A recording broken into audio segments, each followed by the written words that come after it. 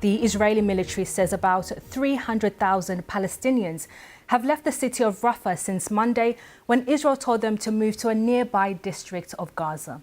The Israelis have declared a narrow coastal strip at al-Mawasi to be a safe humanitarian zone, but the UN says it has no running water or proper sanitation. Israel is planning an assault on Hamas fighters in Rafah and has ordered tens of thousands more residents from eastern districts of the city to leave. Evacuation orders have also been issued for thousands of people in parts of northern Gaza. Last night, a long-awaited US government report criticized Israel's use of American-supplied weapons in the Gaza war, saying it's reasonable to assess they have been used in breach of international humanitarian law in some instances. This report from our Middle East correspondent, Yolande Nell. Now a ghost town. Parts of Rafah that were crammed full of people just days ago are rapidly emptying out. Palestinians fleeing in their thousands as Israel signals it's now set to push in further from the east, issuing new evacuation orders. There's no choice. We have to go to the coast like everyone else, Ahmed says. Israeli airstrikes and artillery shelling have caused panic and Palestinian casualties. Israel says it's taking action against Hamas in one of its last strongholds, here attacking a launch site for rockets fired at an Israeli city.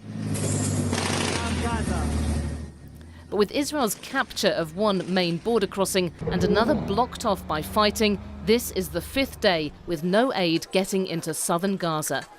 There are severe shortages of food, clean water and fuel, deepening the humanitarian crisis. So far, Israel's military is describing its offensive in Rafah as limited. But the world is watching to see if this turns into the full-scale invasion that the country's allies have warned against. And as Israeli tanks and troops await orders near the Gaza border, there's been another strong statement from Washington.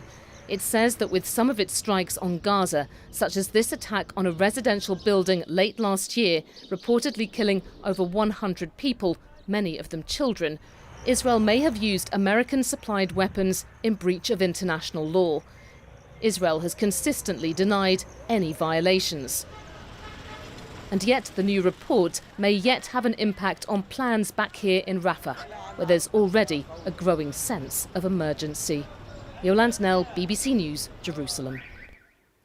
And Yolande joins me live now from Jerusalem. Yolande, what more can you tell us? Are there any fresh updates as evening approaches in Gaza?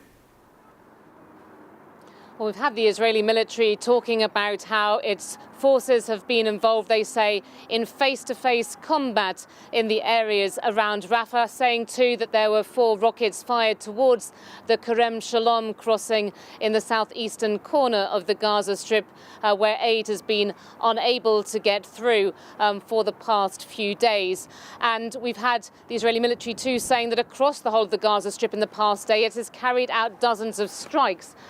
These have not just been in Rafah, but also in the centre of the Gaza Strip, where a funeral has been taking place for some 25 people who were killed in an airstrike overnight.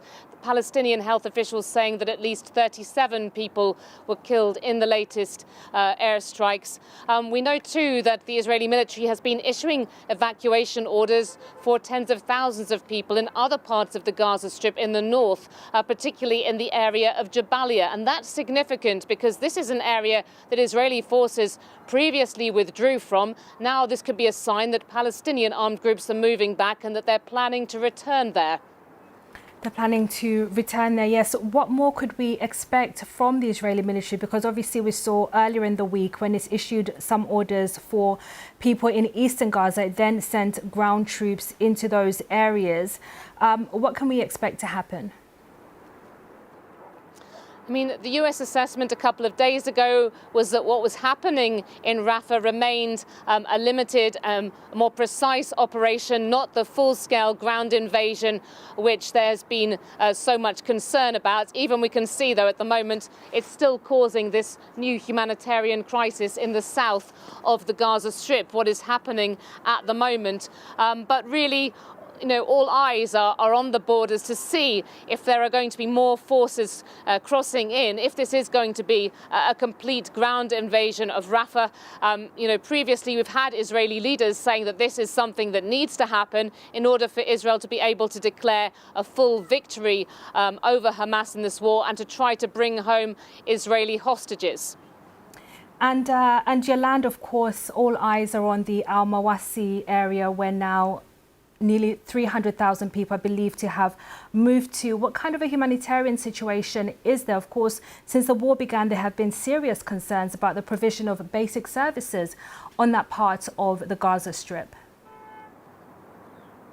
Yes, the Israeli military calls this a safe zone, says it's recently been expanded, but UN agencies say really it's anything but.